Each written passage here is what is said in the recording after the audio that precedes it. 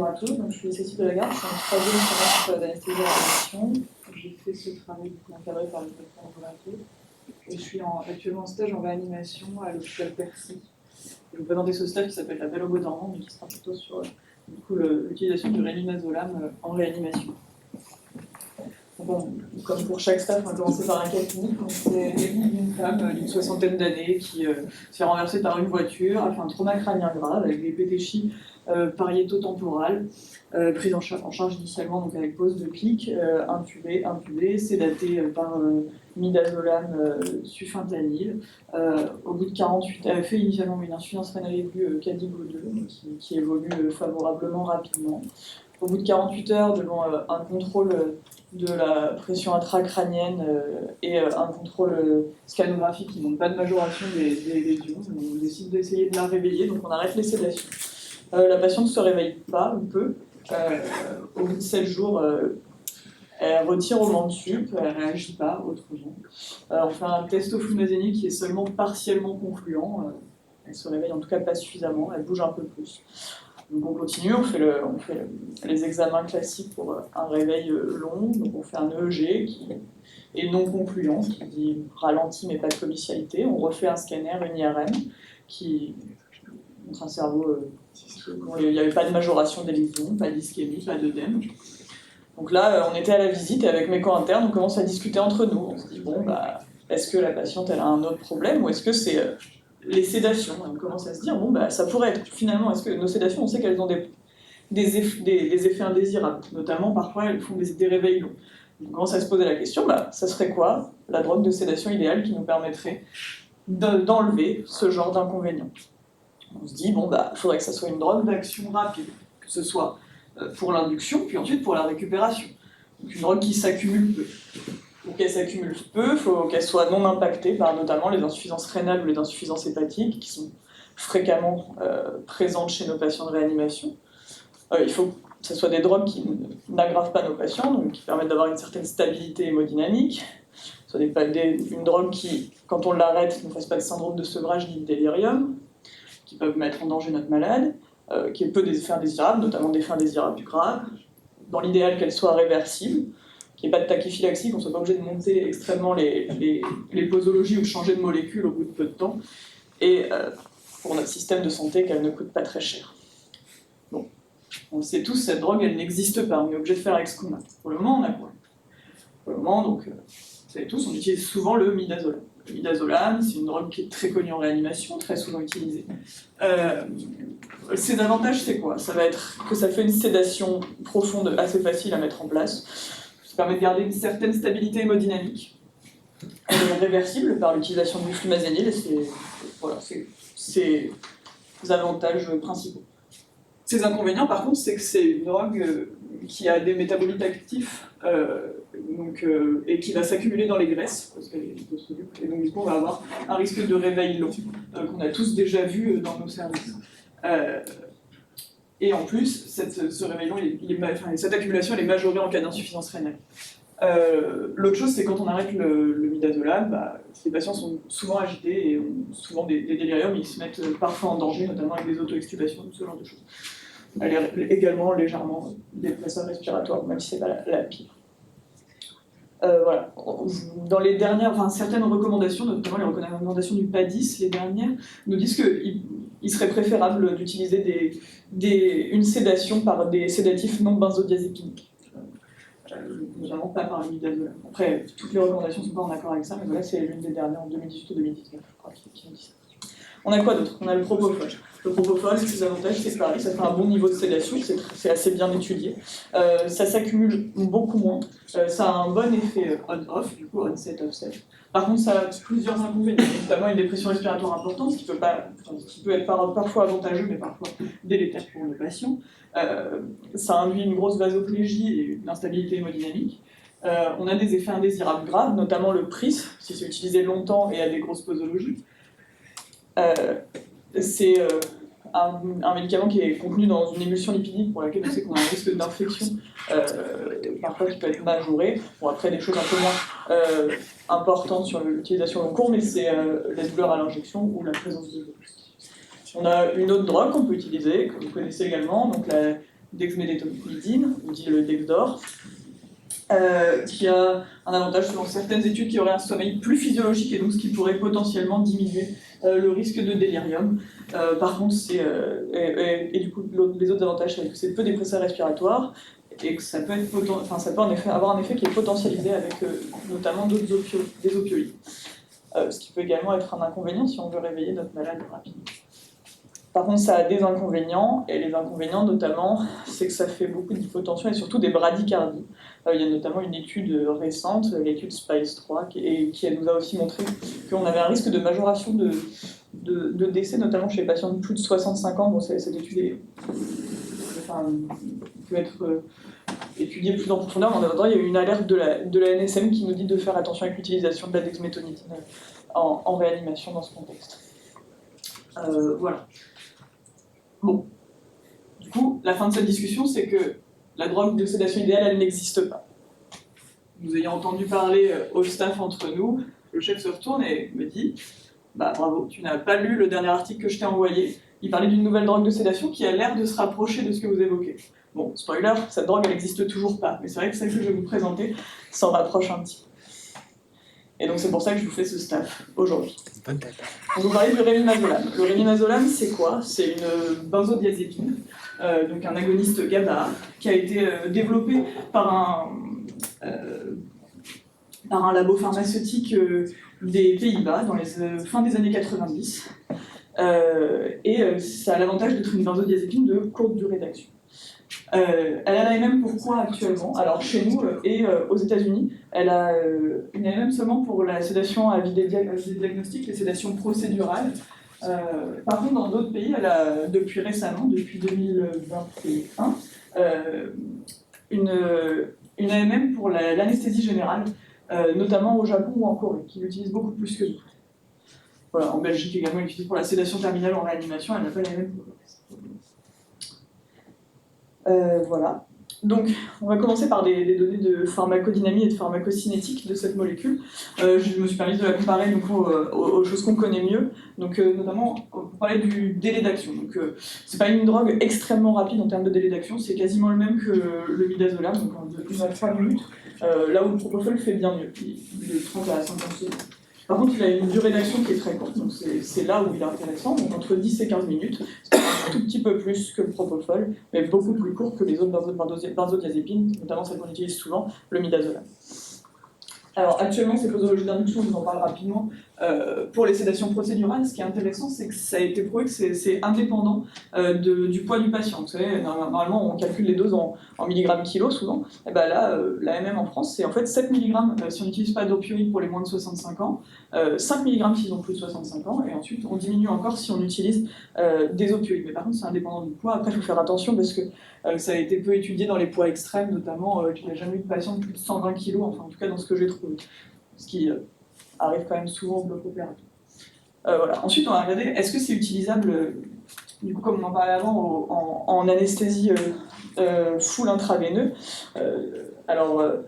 Pour le mida et le propofol, oui. Par contre, pour le rémimazolam, ça a été étudié du coup dans d'autres pays, mais pas dans nos pays en Europe. Mais par contre, il y a des études qui sont en cours, donc c'est à suivre et c'est l'une des choses dans lesquelles les experts considèrent que ça pourrait être intéressant.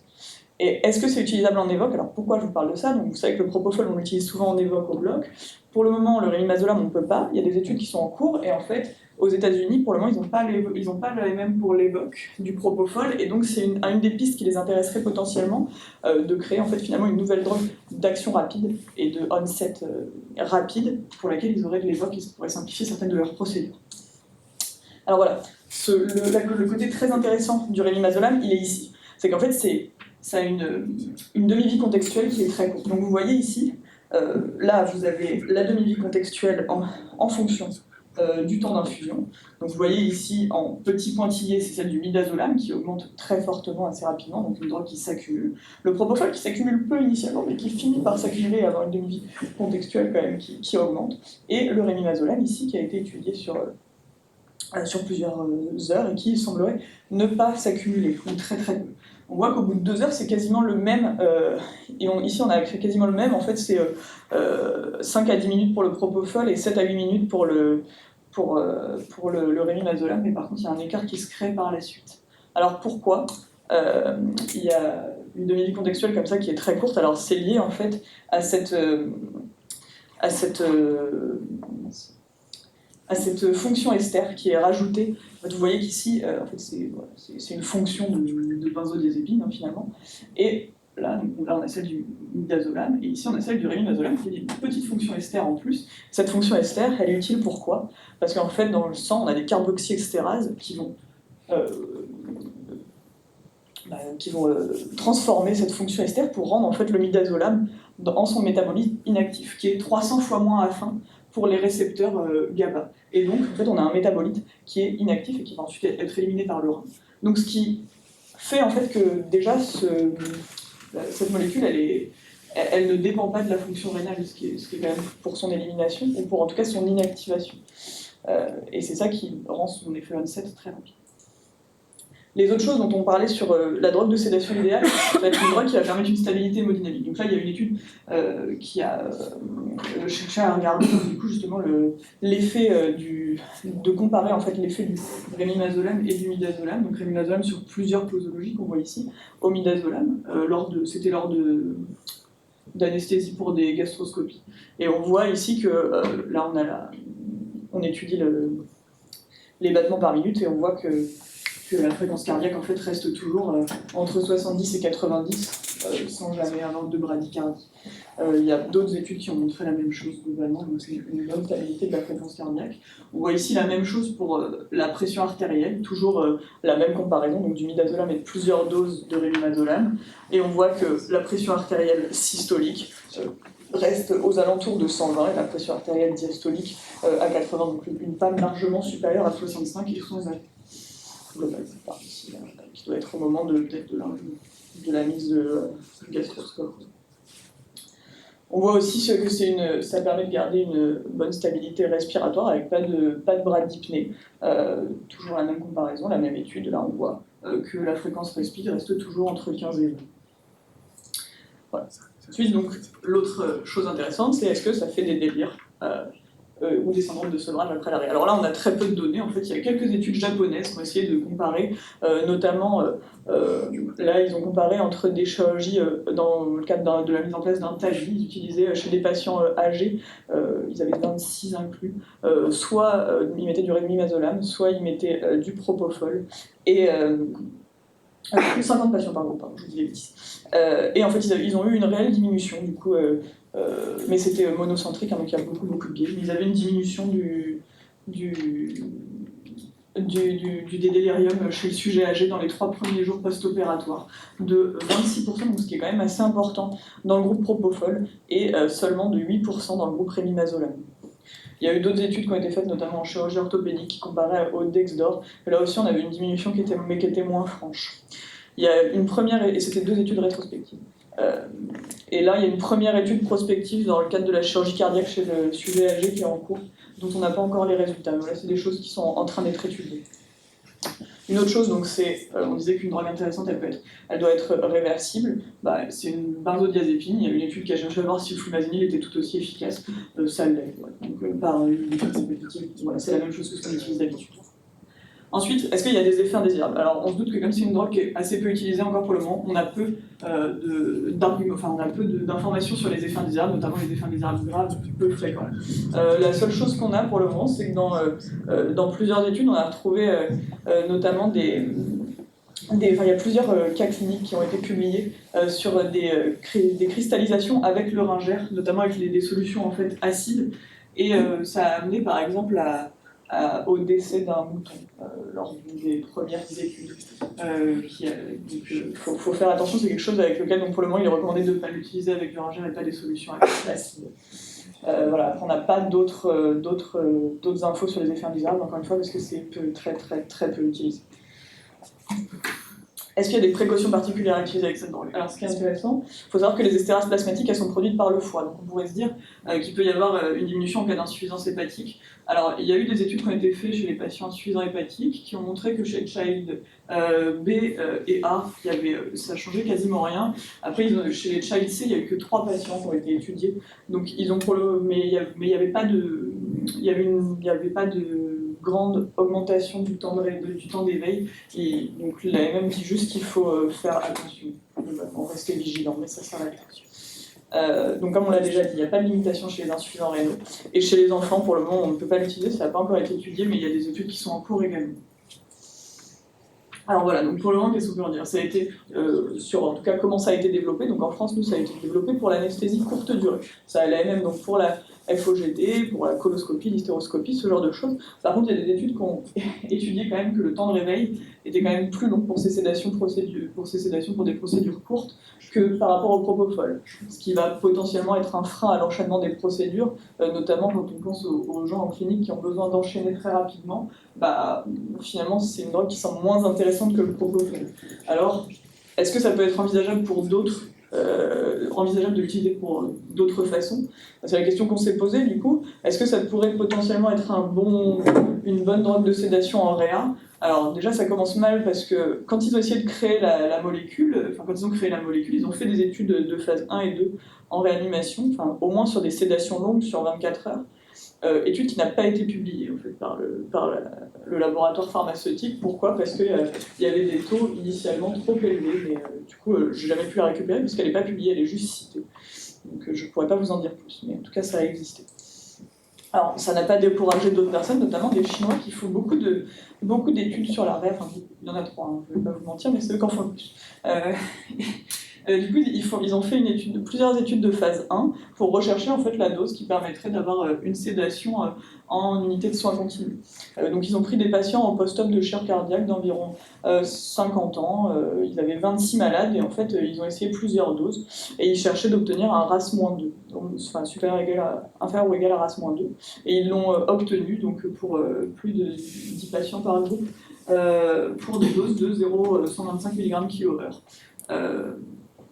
Voilà. Ce que ça nous a confirmé également cette étude, c'est que sur 8 à 24 heures, on avait également la persistance de cette stabilité hémodynamique, que ce soit sur la pression artérielle ou sur la fréquence cardiaque.